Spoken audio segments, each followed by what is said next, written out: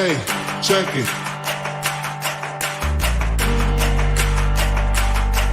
Hey, check it. Put the place up.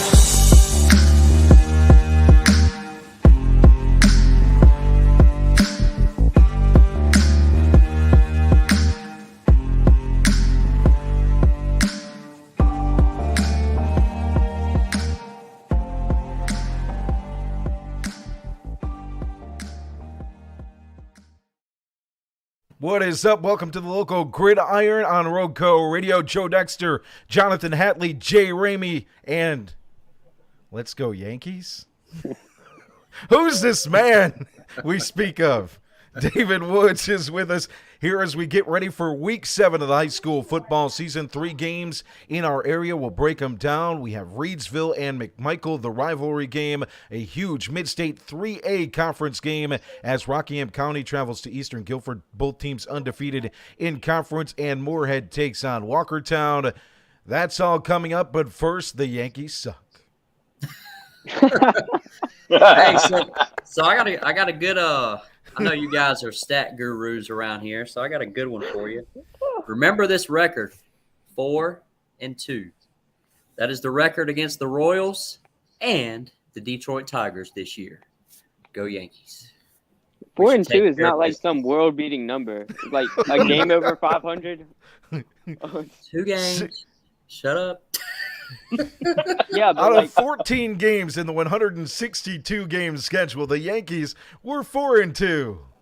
Well, we don't get to play y'all much, so I'll just I know. throw that out there. Hey, it's just because you're a Yankees fan. That's the only reason we're rousing you. You know that, right? How you guys doing? I'm doing good, man. Doing really well. good. Doing well. You guys ready? Can you guys believe, first and foremost, can you believe that it is Week 7 of the high school football season already? Crazy.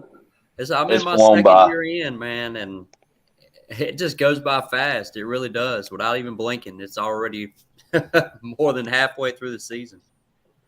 Let's start with the rivalry game, the big game taking place at McField Stadium in Morehead. It's McMichael Phoenix and the Reidsville Rams. Rivalry football at its finest. We'll start with you, Jonathan. Overall thoughts on the game. What are you looking to see, and what are some insights that you have for us? I was just going over some stats with Reidsville's numbers. McMichael doesn't have a whole lot up on max preps. You got so many weapons on that Reidsville offense. We've talked about it so many times. Quarterback with a 142 quarterback rate and D1 committed running back. Absolute powerhouse at tight end. 2 great wide receivers plus more. It's just a lot to contain out there, and McMichael's had some key injuries and lost some key players they didn't have even versus Morehead, and they've been shut out on offense the last 2 weeks. So I think they're in for a long night Friday. What's your thoughts, Jay? Rivalry has been very lopsided. They've played every year since McMichael's inception, and Reidsville's won every time. Excluding the COVID year they didn't play. But Reidsville's won by an average of about 37 points. So, I mean, it's just been a very lopsided rivalry. I don't know what to expect tomorrow night. McMichael looked good those first few weeks, and then the past 2 weeks just the wheels fell off. Maybe the injury to Michael Vasquez, Cody Yoakley, that offensive line getting torn up have played a part in it. But Kendra was one of the top performers last year that's returning in this same game. Jariel Cobb also coming back. He made an impact last year. So I expect Reidsville to get the win fairly easily. Your thoughts, David? You're leaving it to the Yankee fan? You're the Yankee fan. Finish it out. Get the sweep? Is it a sweep? Oh, it's going to be a sweep. Absolutely. No, not of the rules. No, I think Jay and Hatley said it right. I mean, it's just a lot to contain. I mean, you got, like you said, Terrell Cobb, Kendra coming back. That just adds more fuel to the fire. Right now, McMichael's just depleted. I mean, their defense has been okay, but like Hatley said, their offense has just been sputtering the last couple of weeks, and it's just hard to get things going. I mean, you still see some good things out of Tart. I mean, especially when he gets out of the pocket, he throws a good ball. It's a good future ahead of them. I do have to say they've got a bright future ahead of them. I think things will get better, next year and the year after. But I see Reidsville Friday night. I think it's going to be a fairly easy win for them. I mean, they're just depleted right now. And with having, what would you say, I guess 26, 27 players right now that's playable, it's going to be tough, man. No JV game this week in that one either. I'm guessing because of maybe how the field was or maybe numbers. I'm not quite sure on why. I just heard that no JV game for that matchup. But last time we saw them, David, was against North Forsyth. The week off after that. What's the number one thing that impressed you from their last performance? You talking about for Reidsville? Yep. Yeah. Oh man, it was just.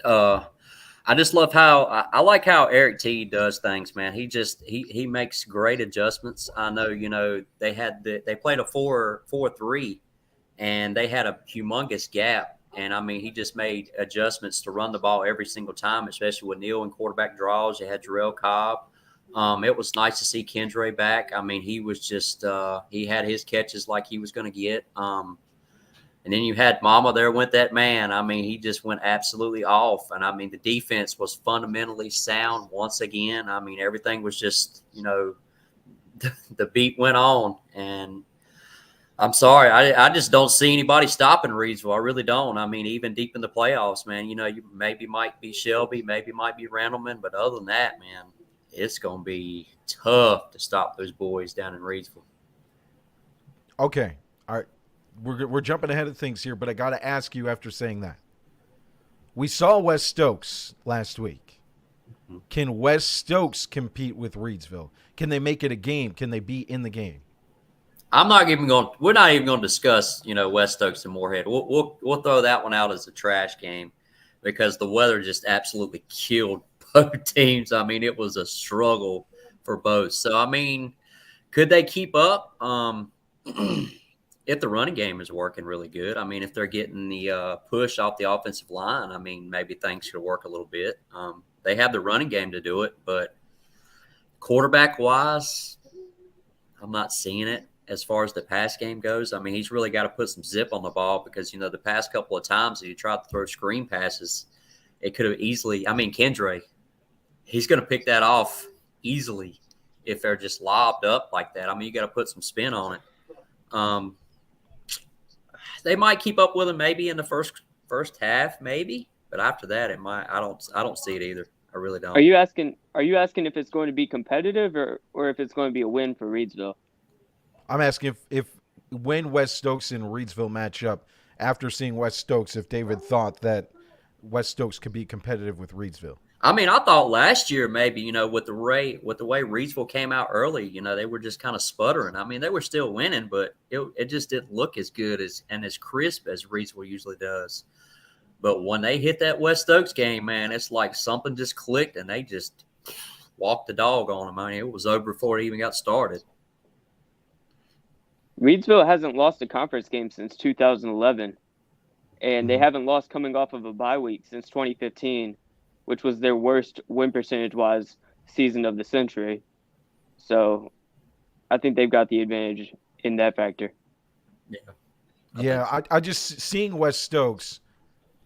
For me, this is just my opinion. We haven't seen Walkertown yet. These are the top 3 in the conference. Yeah. But from my Easily. perspective, watching what we saw from West Stokes, I think that's the most competitive second place team, quote unquote, behind Reidsville that we have seen since the forming of the Mid-State 2A. West Stokes is technically leading the conference right now. I mean, they've played more games than Reidsville. But... Right.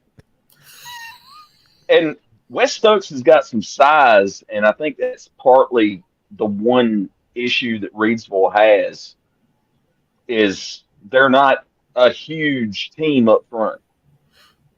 You know, a lot of these guys that are going to go deep in the playoffs, they're going to have offensive lines that average out 270, 280 pounds. True. And Reidsville doesn't have big boys like that.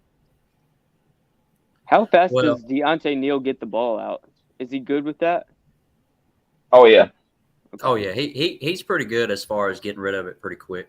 Then, I mean, obviously, if the offensive line's an issue, it's going to impact him either way. But you'd like to have a guy who can get it out fast. So I'm good. I'm glad to hear that. Also, I don't want to sell short Walkertown either. Walkertown with Mitrin Curry, who's leading the conference in receiving yards and was leading the state at one point. I think they might be competitive too. That's going to be a road test for Reidsville. I guess my question is, you said you don't see anybody getting in the way of Reidsville. Do you see anybody making it a competition? That's my question. A competition? A competitive game. Left? I mean, we talking within 2 possessions, that kind of thing. Yeah. I mean, I haven't got to see Walkertown play yet, so I'm going to keep that up in the air first. I need to see them play before I answer that question. But as far as, West Stokes goes, I just don't think they have the speed. I mean, they do have some offensive line and defensive line that are pretty stout. But I mean, it's just like my Tar Heels. We got the same thing. But when he got speed on the defensive line, they can just outrun them the whole time. I mean, it's just the way it is. Yeah, I mean, if they have, just very athletic. Kendra hadn't played any snaps on defense. What happens when he steps up on defensive end against West Stokes? Exactly. I mean, when you have Cadence Pruitt on one side and Kendra on the other side, oh my! Walk away. I mean, but it's good though because I felt like I was the only one who noticed that. I saw it. I was like, "What is that about?" What'd he do? I walked away from the set. Oh. That's what you do when Kendra lines up at defensive end. You just walk away. David was so locked in. He didn't even notice. I was so locked in. Thanks, Jay. It's McMichael. That was a compliment. I know it was. That's why I said thank you. Do you see my hands moving? He sees nothing but game film. You can't see me, baby. You can't see me. It's Reidsville and McMichael taking place on Friday at Macfield Stadium. 7:30 is your kickoff. 7 o'clock pregame show brought to you by the Reidsville Chamber of Commerce and Visitor Center with Jay Ramey and Jonathan Hatley on the call. Any notes you guys want to touch on before we head to our next matchup in that Reidsville and McMichael game? Hatley, you want to go first? I mean, I think we've pretty much covered it. Okay. We know what Reidsville's got. They've got a D1 running back. They've got a D1 tight end. At least he's going to be. They've got at least JACO level receivers. And, if Deontay decides he wants to play quarterback at the next level, who knows? It'll depend on who offers him. That one could go either way, and he could play receiver at college. He could play defensive back at college. Who knows? And their defense with their speed and their coverage level, it's just a recipe for being an ugly game.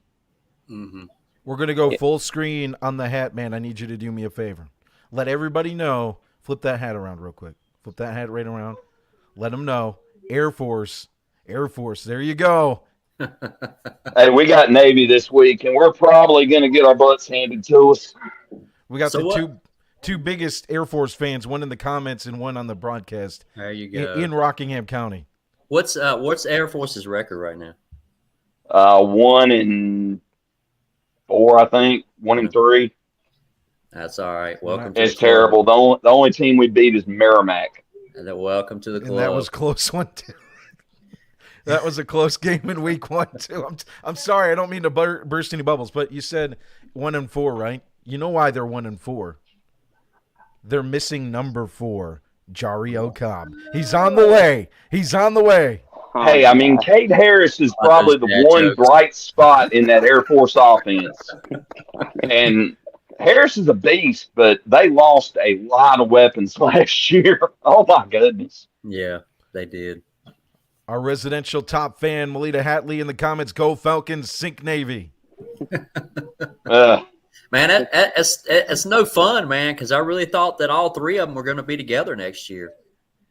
That is a bummer. That is an absolute bummer. I wanted to see them in that AAC so bad. That would have been awesome fighting for the conference championship with all three of Hey, them. I just wanted them to come down to UNC Charlotte and East Carolina so I could go watch. Oh, there you go. Okay.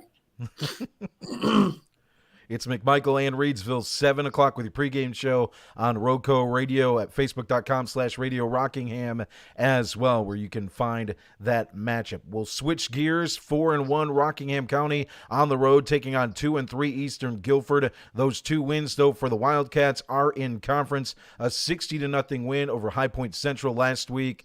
David, we'll start with you on this one. I'm looking forward to this game. You got 2 different styles of winning football games, and it might be a fun one. It might be a closer one, depending on which style depicts the game.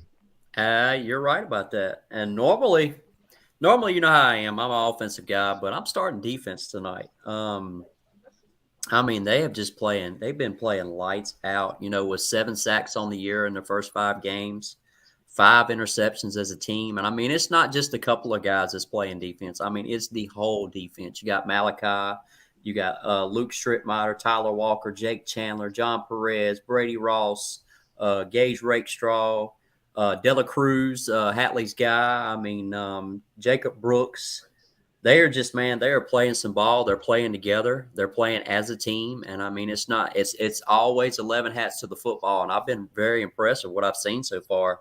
But Eastern Guilford, for the past 3 years, they've really got Rockingham's number. They really have. I mean, it has not been close games either. I mean, for the most part. They're going to need to stop the run game as far as with Caleb Creech. He's got 103 carries, 620 yards, 7 touchdowns. Majette, he's a quarterback. I mean, he's averaging only 104 yards a game, but he's got 3 turnovers. So maybe they can steal a couple of possessions tomorrow night. That's they've been playing great defensively. I mean, they've only gave up 12 points in the last 2 games. Is that right? Yep. But I mean, it's been like I guess you could say church league softball scores 9-6. The past couple of games. I was going to say Air Force scores, but I guess I was going Freedom Park. Freedom softball scores over here. Up the road.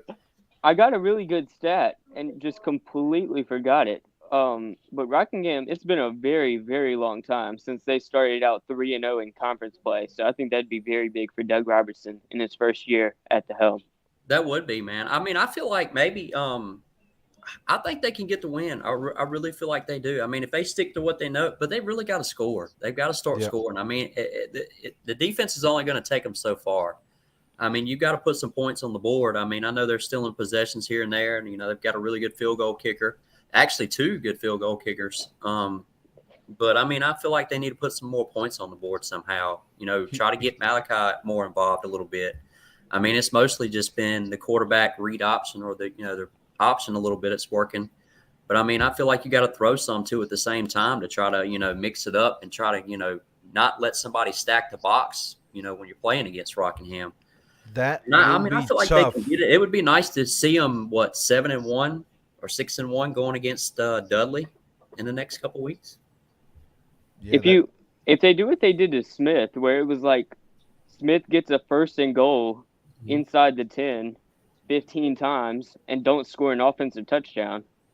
I mean, I don't expect that to ever happen again, but it was insane to watch. I mean, the same happened against Southern Guilford, too. I mean, that defense has been so stout in those key situations. Yeah. No matter what the numbers say, the defense, the secondary especially, and getting to the quarterback, they stepped up in those situations and forced turnovers. So, I mean, it's definitely something that's going to be a part of this game if Rockingham is in it. Now, I hate to be the bearer of bad news and be Lee Carso and say not so fast, my friend, but if they throw the football, if Rockingham County does, you're talking about Stephen Murray and DJ Parker, two of the best secondary guys, not just in the Mid-State 3A, but in the state. You're talking about a guy that's going to Rutgers to play football at the next level, and another guy who's been all-conference transferred from Dudley and is just a lockdown corner. Guys don't really throw that way.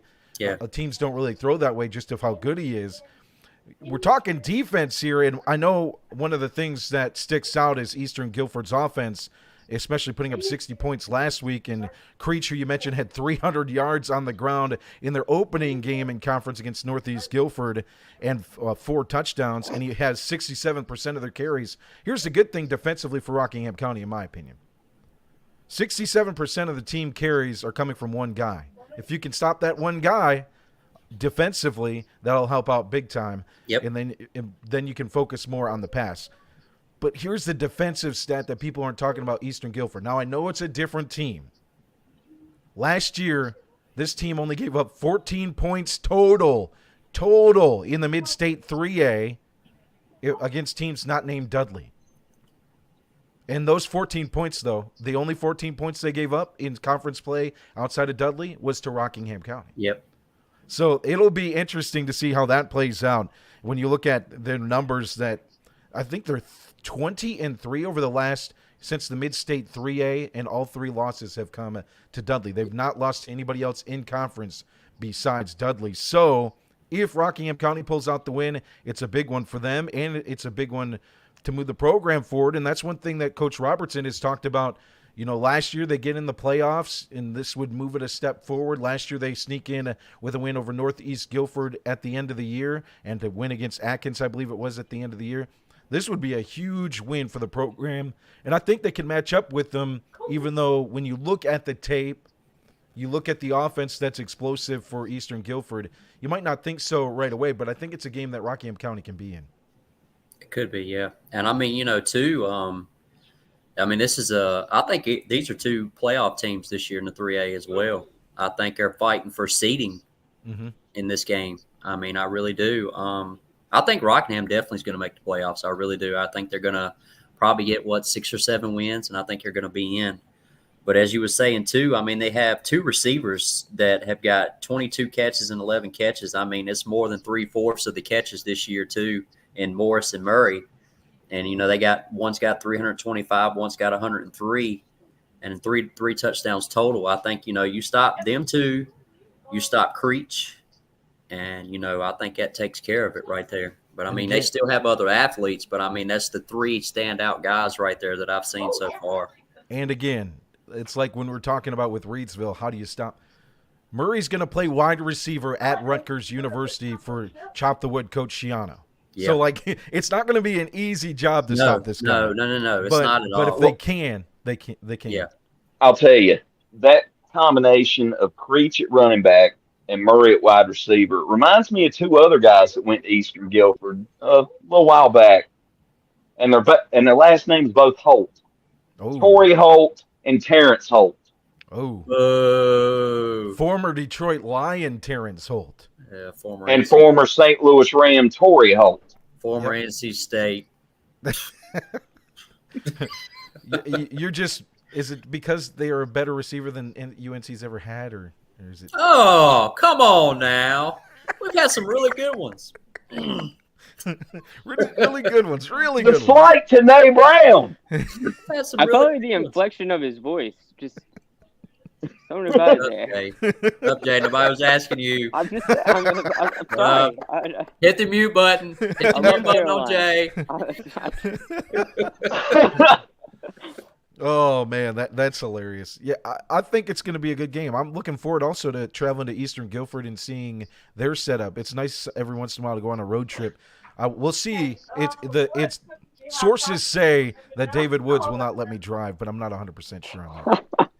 I was actually going to text you and ask you, hey, either you want me to drive, I'll drive. I mean, if you drive, Joe, are you asking David for a ride live on air? You gonna put him on the spot? Can I like get a that? ride?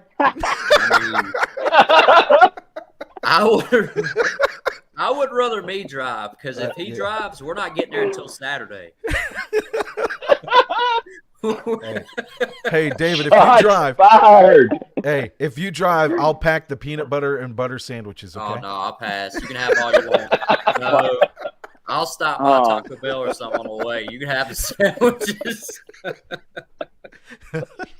That game will get underway at 7 o'clock at Eastern Guilford High School. We'll have all the coverage. Both teams 2-0 in the Mid-State 3A. Your pregame show brought to you by the Reidsville Chamber of Commerce and Visitor Center will start at 6:30 p.m. at RocoRadio.com and Facebook.com/Radio Rockingham. Also, for those of you that don't catch the game live, maybe you want to hear it back, you can find it on Spotify. All you have to do is search for Roco Radio and download our podcast there, where you'll find our game broadcast as well as the local Gridiron broadcast.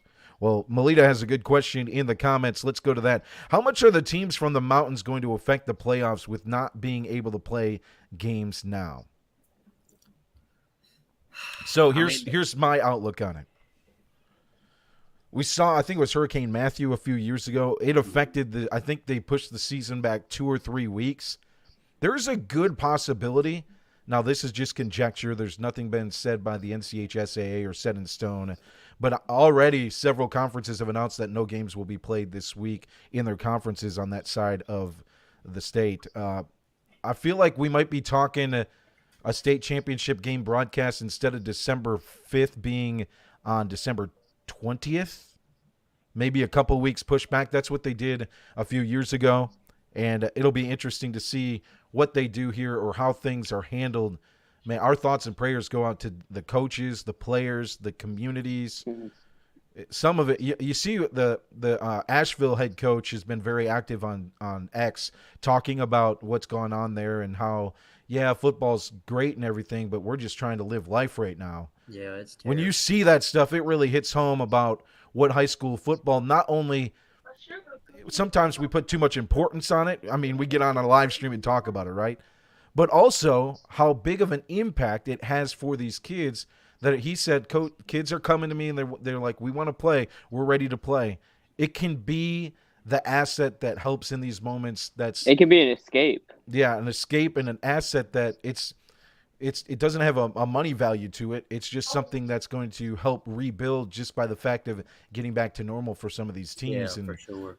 You know, we saw a lot of those teams actually make playoff runs in that chase after Hurricane Matthew. Wallace Rose Hill, I know, had some damage and some issues as well. So back then, and they made a run to the state championship. So bless all the people, as Melita says in the comments, bless all those people in the western part of our state, and our thoughts are with them. And you just gotta. It's going to be one step at a time, and we can help out any way we can help out. I saw the West Stokes football program is collecting items. They've shipped them over there to the western side. Reidsville has. Several programs are across the state. So our hats off to the other coaches as well across the state that have banded together and the players to reach out to other programs and to help them out. So I just think it's been absolutely amazing too. All across the state of North Carolina and even other states have just stockpiled as far as sending stuff up there to the western side of North Carolina. It's been absolutely amazing to watch. I hate it for everybody. I really hate it for Chimney Rock too. It's not even there anymore. I mean, it's just been completely just shattered. Boone as well, Asheville. Just the whole side of it. I mean, I'm hold Boone dearly to my heart, really, because that's a place I want to. You know, me and my wife plan on going up and living the rest of our lives when we retire. I mean, I hate it. You know, it's just something that you never know. I mean, you really never know. You think you're living up there and you don't have to really worry about a flood. And that's like it's the one in a million thing. I mean, it's something we might not ever see again. You never know. I mean, it's just something that rarely ever happens, and I hate it for those people. I really do, and my thoughts and prayers go out to them for sure. It'll be a lot of Monday games and Saturday games, Tuesday games and Saturday games, playing 2 games a week, I'm sure, for several of those teams to catch up and to make up those games. So our thoughts go out to all the folks in Western North Carolina. Other news that has happened across the state, 2 rulings by judges have now basically made NIL something that is going to happen for public schools in North Carolina. I guess before we get to the actual meat and potatoes of it, give me the good, the bad, or the ugly. We'll start with Jonathan. NIL for high school, it's going to be so few players, I feel, that are even going to be considered in it. You know, they made this ruling, and it's going to benefit a half a dozen kids. You know, let's just be honest. You know, they're not going to be making these major endorsement deals with high school kids unless their name's Bronny James. You know, they don't have that kind of name recognition. It's a little bit different story once it gets up to the college level. You know, that's a lot of revenue, and I do feel that they deserve a share of it. I feel like the national championship's going to go the highest bidder from now on, and that ticks me off about it. Go Bucks. I mean, I feel like I pull for a school that's never going to be competitive again because, according to DOD regulations, Air Force, Navy, Army, none of them can accept NIL money. So it takes parity out of college sports. Let me do a flip. Let me get your opinion. I'm just curious on this, and we're going a little bit off topic here, but does that open up for those schools opportunities for high school players that maybe they didn't have? Do you think? As far as they can't take transfers in, right? So are they going to be able to land maybe the 3, the 4-star on a very rare occasion that maybe they wouldn't have because that player doesn't have a home because of all the other transfer players across this country? Well, I mean, you know, you're not going to see the 3 and 4-star players go to Alabama, Georgia, Ohio State, those schools anymore. And they know that they're going to be out of the running for that. So it does open up some more minor schools to get some better prospects possibly than they've had in the past.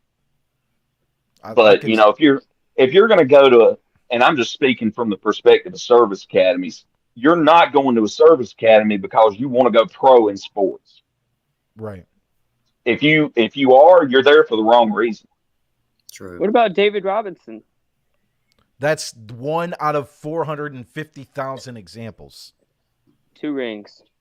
2. Yeah, but he had. Do you know what he had to do to get into the NBA and not? The NBA basically had to buy out his service commitment. You know, also for every David Robinson, there's 455 Keenan Reynolds.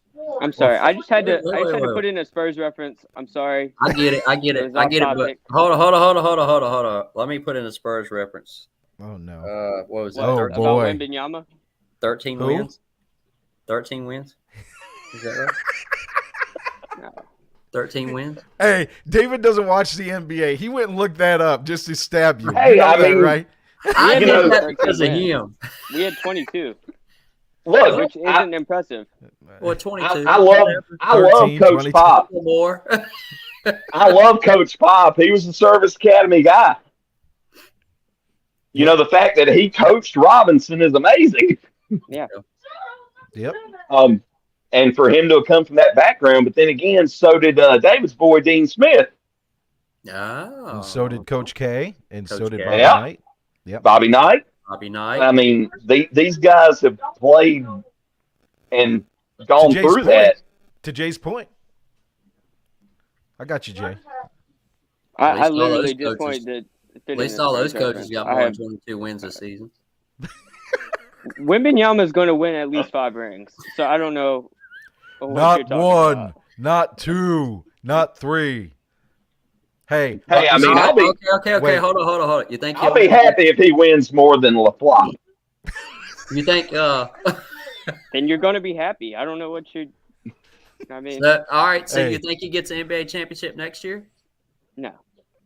No. At Year after? least Jay's the realist. The year after? Will Potentially.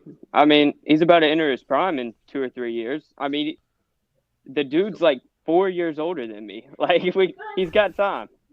Wemby win more titles, or did David grab more toilet paper during the coronavirus outbreak? No toilet paper. Charmin. Questions I have in my mind. I told you off air we should make that a joke. I was at the soccer game with Joe the other day, and I said, how funny would it be? You know, you were texting us about how everybody was hoarding toilet paper. And I said, how funny would it be if we tried to convince the Roco Radio listeners that David Wood still had toilet paper left over from 2020 because he stocked by it so much. If you would have included me in this, I could have had like a whole big roll or whole big thing full of toilet paper. I didn't expect Joe to actually do it. Duh. We could have made it even more funnier. And they didn't even let me in on it. You ruined it. I'm a joke. No, it was just an Come on, offhand Jay. thing, Hadley. I'm telling you. It was not a fleshed out idea. It was just, hey, how funny would this be? Oh, my We were talking NIL, and now we're talking toilet paper here on the local Gridiron. This is what we do. We can't never stay on task because of that man right there, Jay. Hey, I started that one. That I was know, my I fault. know. That was my fault. I'll take the blame. All right, what was we talking about now? So NIL in North Carolina, it's a little bit different. So it's Yeah. not like you're expecting. There's no collectives. You can't go to a different school for more money. That's not part of NIL at the NCHSAA level. There are contracts that are signed. Forgive me for saying this because I love college football, but there is no regulations. Eric Dickerson had more regulations when he was at SMU than there are now. Oh, my So goodness. there's more things that are controlled via the State Board of Education through the NCHSAA. Some of the things that there are allowed are public appearances or commercials, autograph signings, and this is great coverage, by the way, by highschoolot.com, who covered this story in depth.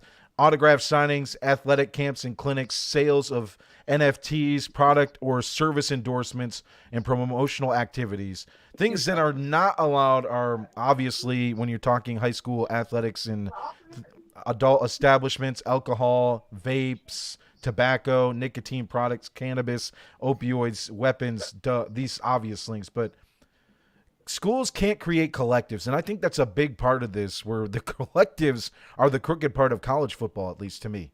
And now these nonprofit collectives are becoming for-profit, and that gives me some hope on the NIL side of things. So it's set up though that only the player and the parent have to go out and get those deals, right? Yes. Nobody can. Like the coaches can't be involved. Nope. Administration cannot be involved. Nobody can be involved, and it's not like, hey, you got Kendra Harrison, and shots fired. But you can't just be Providence Day and say, hey, you want $100,000? You come play for us. If you do, you're in trouble, right? Are these only right. the rules for public schools, or is private schools allowed to do whatever they want? This is just based off of NCHSAA and local boards. From what I understand, the agreements that are being written up are very similar. So I can't speak to that as far as fact, but back to David's point too, you can't be in McMichael gear. They can't be doing promotions during games like that. I can't hire somebody to wear a Roco Radio shirt and wear it on the sidelines, as much as how cool that would be. What if I just go down to the sideline? I mean, well, can we put shoulder pads on you too? Oh, please. No. Oh, please. Oh boy. I would love to see I that. tell you You what. started something again. I will give boy. my broadcasting paycheck to watch you get hit by Kendra. Yes, let's do it. See, I want to see him put on a pair of kicker pads because it's going to make him look like an offensive lineman as skinny as he is. Fair enough. So every state that's done this, I think it's 32 or 33 now. It might be even more. No, it's 37. Every state, you have to annually report what is done. So for the example, the impact that this has had, it's not as big as people thought. And Jonathan was onto this. Georgia had 429,000 athletes in 2023, right? And only like 40-some? 44 of them, 0.02%, had NIL deals. Only 59 had contracts started. It ended up with 44 actually finishing contracts.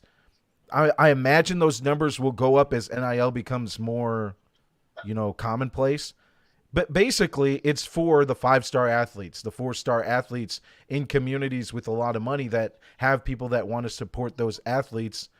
And I think it's one thing I did want to bring up is Kendra Harrison is obviously one of those players, Brandon Faison, that could be impacted by this at Grimsley. I wanted to share his thoughts and what he had to say on that. So I'm going to bring that up real quick. And he was on High School OT this week to talk about it.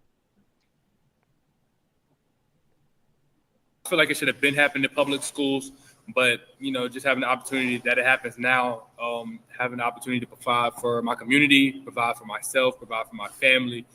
If it happens that I get NIL deals with any company, just being in a position to have the opportunity to do those things, is just a blessing. His thoughts on it there. Did you guys hear that? No. No? Wait, like the Kendra talking? Yeah, did you hear Kendra talking? I heard that. Oh, yeah. Okay. You just like Money? I But heard it. see, I get where he's coming from. We talk about this with college, you got to get your money, right? It's the same thing in high school. You don't know what's going to happen. You don't know. So if you have opportunities and they are there for certain athletes, I fully support in a fully structured situation. Fully structured. I support Does it ever get to that point, though? Well, I mean, it's been around since forever, and that's just out in the open. oh, But does it ever get fully structured? I don't see it. What, like you basically saying like college players are going to be signing like NFL style contracts, that kind of thing? I mean, it's got to be some kind of cap to these things. I mean, the NCAA is pretty much gone. I mean, I figure the market will take care of the cap. Whatever these I'm talking about as sponsors far as think I'm that they talking- can make, they're going to offer the kid a portion of that. And, if they make their money, great. And if not, they screwed up. That's on them. That's capitalism. I'm talking, too, as far as coaches going behind each other's backs and offering these kids this and that and the other, especially in the times that you're not supposed to be offering kids at all. Like, will that ever – I mean, it's been talked about with Nick Saban. It's been talked about with Matt. Oh, you're talking about taking advantage of the transfer portal and openly recruiting kids from other schools and that kind of thing. Yeah, it's not. It's while they're I playing. mean, like that hadn't been happening already. I mean, that's what I'm saying. Like, it's already been like as far as teams, like let's take for instance Omari and Hampton, one of the best running backs in the country this year, I would say. People have been offering him deals while he's playing with the Tar Heels. I mean, in mid-season, during season, and they're going behind your coach's backs and offering him stuff like that. I mean, that's definitely a no-no. Does it ever get to where it's contained at any point in time? Or, I mean, I know it's been happening. Trust me, I know this. I feel like if this period had already done happen, SMU would have multiple national championships by now. But when to David's point, and I want to bring it back to the high school level and my thoughts on it, but to David's point, people can open the door that is allowed to be open, or people can kick it open. And a lot of people will kick it open like they have in college. There is a lot of concern. I don't necessarily have this concern now, but the conjecture at the state level, we're talking North Carolina, they can't figure out who runs high school sports. The senators and the representatives want it to be this. The NCHSAA thinks that they should govern. They're fighting over it. It's an argument. NCHSAA lost all that because certain representatives were upset because certain people said certain things and it made their feelings hurt. I'm not concerned about the student athletes. I'm not concerned about the coaches. I'm not concerned about administration at schools. I'm concerned about these people at higher up positions that have nothing to do with high school sports that are going to insert themselves and ruin it. And here's the thing.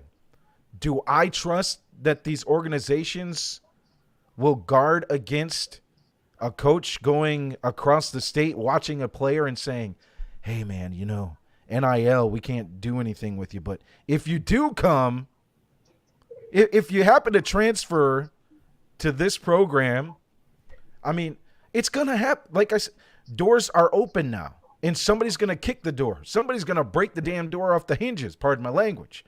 It's just what is going to happen. It's human nature. Now, do I think it's going to be controlled right now? Yes, but my concern is that is there anybody watching the door? Is there anybody that's watching for Quentin Rampage Jackson on The Ultimate Fighter to rip the door completely off the hinges? Nope. And if there is, who's going to regulate it and what regulations will be in place? Because we don't know what those regulations are going to be. It's just like you're basically saying, all right, I'm just going to throw a couple of things out here. Let's just say that Lowe's Truck Stop wants to throw up $100,000 to get a kid to come to Reidsville, and Coach T goes across to freaking Fayetteville to 71st and gets some 5-star quarterback from there. And Lowe's Truck Stop says, yeah, we'll pay you $100,000 to go to Reidsville. That's the type of thing you're talking about. That's what we're doing. Yeah. Now, I'm not saying I don't think any of our coaches, just to be clear, none of our coaches I'm hypothetical here. Right. Hypothetical. If Coach T. Boone Pickens came up, yes, I do have concerns that there are going to be certain coaches in the state and across the country. I'm not just picking on North Carolina. My concern is when you put a plan out there and you open up a door, you got to have a plan to close the door when it needs closed. And there is no plan for that. Look at my hat. There's nobody to even, like you said. Right. I mean, who's going to regulate it? Football right now, and nobody is even there to. They said they're pretty much just wide open. Hey, do what you got to do. And my problem to stop it. My problem, and Melita hints to this in the comments, and I shouldn't get this vocal, but it does upset me. The players aren't fumbling the ball on this. Law enforcement, or not law enforcement, but the judges making decisions aren't fumbling the ball on this. Coaches aren't fumbling the ball on this. Legislature has fumbled the ball on high school sports. Mm-hmm. Getting involved when they didn't need to, or getting it if they felt that they need to get involved, at least have a plan when you get involved. Yep. Right. I mean, have some type of plan instead of just stripping away rights from people that you don't agree with. I mean, you either put it on the NCHSAA or you put it on the State Board of Education.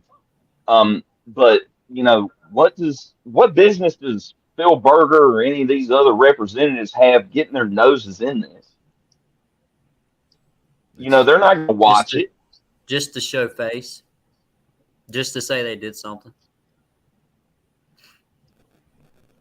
That's my concern. When you start getting, and we see this, we're not getting into politics on the local gridiron. No, we really aren't. Hold on. Hey, but when I was throwing out the one name that I know.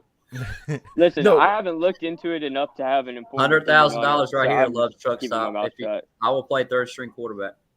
Go ahead, Chuck.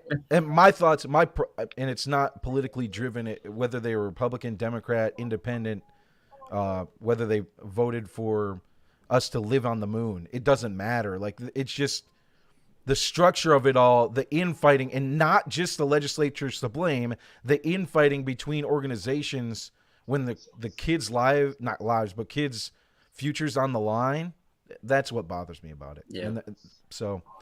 But I like it for the kids, though, to really try to make some money for themselves. I mean, You never know when your career is going to end. Nope. At any point in time, you can go out the next game and really tear your knee up, tear your shoulder up, tear anything up, and then your career's done. And then what do you got? I mean, you got a good degree to show for it, hopefully, in the future. But as far as your playing days, what do you really got to show for it? I mean, it's just and the on way the of flip football. side, to the flip side of the legislature side, some would argue that the NCHSAA hasn't done their job either. So I'm not putting blame on anybody. I'm just saying you can't put this together without a plan. You can't. So Right. you don't have. So what's your solution? Like, what do you think the perfect world scenario is? Perfect world scenario is that everything is governed through a separate body with separate boards that has experience with NIL, featuring attorneys, featuring former coaches that are involved with NIL in the future. What do you mean? That Like, have governs. dealt with NIL? So you're basically There are specific suggesting lawyers- appointing a regulatory board Yes, for this whole thing. exactly. There are lawyers in this country, Jay, whose sole focus are on NIL. Just don't That's- put Mark. Just don't put Mark Emmert as the president. Yeah. Shots fired. All right, go ahead. Now they're gonna make Justin Dill Oh, the no. president.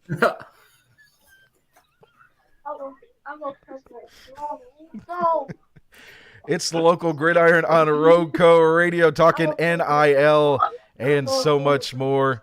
Hey, guys, I want to thank you for joining us here on this beautiful, beautiful day. Beautiful conversations. Are you ready for football on Friday? Absolutely. Yes, sir. Yes, sir. Definitely. So looking forward. Bring it to on. Yeah, Get a county rivalry match. You guys get a big matchup. for the I know game it'll of the be week. fun to watch. I don't think I've ever been to Eastern Guilford either, so it'll be fun to watch. Especially that's one thing I love about high school football. I love going to a new place. You know, sometimes different weeks and just seeing different atmospheres. Man, I love traveling. It's just Never been there as a broadcaster. Been there as a player and a coach. Nice area. Coach. Vice coach. Gibsonville. Yeah. I worked in Gibsonville. Gibsonville for a few years, but not that area of it. No, I'm glad you guys are there. It's the local Gridiron Roadco Radio. You can catch us every single week as we get you ready for the football action on the field. We recap it as well. Here on Roadco Radio, you can find us Facebook.com/Radio Rockingham, as well as RoadcoRadio.com. It's Rockingham County, Eastern Guilford. That's going to take place at 7 o'clock, 6:30 pregame, brought to you by the Reidsville Chamber of Commerce and Visitors Center. That is going to take place with your pregame at 6:30, kickoff at 7. 7 o'clock pregame for Jay and Jonathan with McMichael and Reidsville. You got all the action at Macfield Stadium with that pregame show at 7 o'clock, kickoff at 7:30. Guys, enjoy the football action. We'll be back. We ain't going to talk much more. We're just going to talk football. And the Yankees sucking. That's the politics that we love. By the time we do the next Gridiron, the Royals would have swept them by then, right? Yeah, and the Tigers would be in the ALCS. want to put your broadcast check on that. All I want to know is who's I got the don't missed gamble, score. David. I'm sorry, buddy. I don't know what to tell you. That's your broadcast check on that. No, thank you. We do not condone gambling on the local. No, Gridiron. we don't. No. Hey, if you want to, let me know. It's local Gridiron. Have a good week, everybody. We'll see you on Friday. Hey, check it.